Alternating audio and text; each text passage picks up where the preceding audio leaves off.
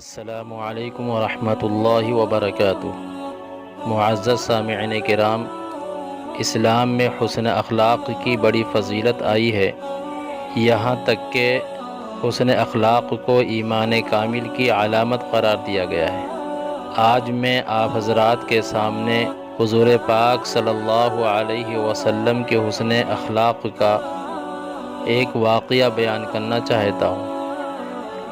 چونکہ حضور پاک صلی اللہ علیہ وسلم حسن اخلاق کے سب سے اعلیٰ درجے پر فائز تھے، اس لیے آپ صلی اللہ علیہ وسلم ہمیشہ دشمنوں کے ساتھ بھی نرم مزاجی سے پیش آتے رہے۔ سیرت النبی میں اس کی کئی مثالیں ملتی ہیں۔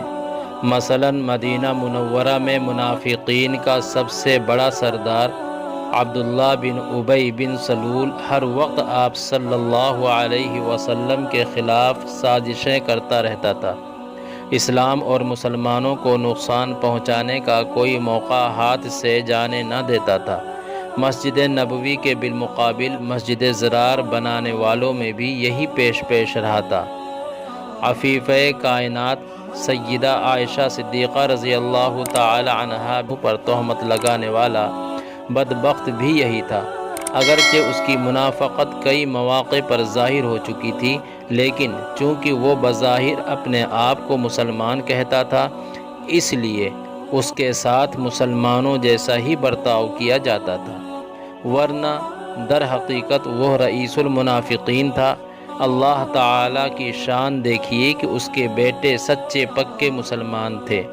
جب اس کا انتقال ہو گیا تو اس کے بیٹے حضرت عبداللہ رضی اللہ تعالی عنہ نے خدمت عالیہ میں آ کر عرض کیا کہ یا رسول اللہ صلی اللہ علیہ وسلم، میرے باپ کی موت ہو گئی، میری ایک درخواست یہ ہے کہ آپ اپنا مبارک کرتا عطا فرمائیں تاکہ اسے بطور کفن پہنا دیا جائے، اور دوسری درخواست یہ ہے کہ آپ اس کی نماز جنازہ پڑھائیں۔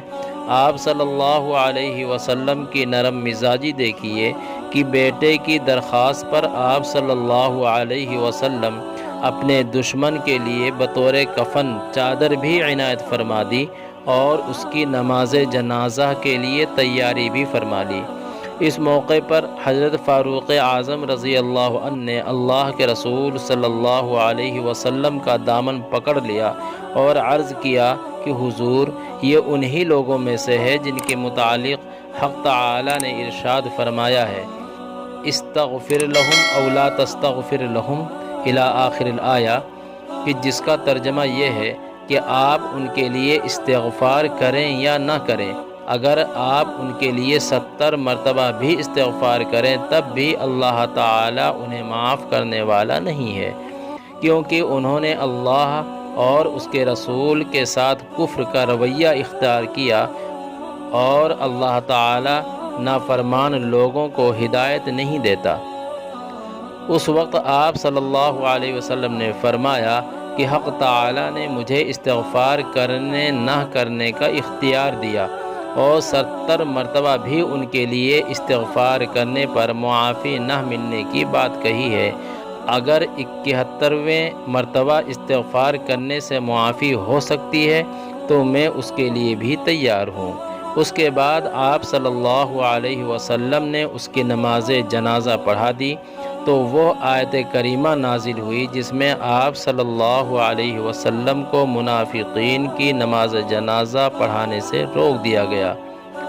وَلَا تُصَلِّ عَلَىٰ أَحَدٍ مِّنْهُمْ مَاتَ أَبَدًا وَلَا تَقُمْ عَلَىٰ قَبْرِهِ إِنَّهُمْ كَفَرُوا بِاللَّهِ وَرَسُولِهِ وَمَاتُوا وَهُمْ فَاسِقُونَ، کہ ان منافقین میں سے کوئی مر جائے تو آپ ان پر کبھی نماز جنازہ مت پڑھیے اور نہ ان کی قبر پر کھڑے ہوئے، کیونکہ یہ وہ لوگ ہیں جنہوں نے اللہ اور اس کے رسول کے ساتھ کفر کا رویہ اختیار کیا اور اس حال میں مرے کہ وہ کافر تھے۔ اس ممانعت کے بعد پھر حضور صلی اللہ علیہ وسلم نے کبھی کسی منافق کی نماز جنازہ نہیں پڑھائی۔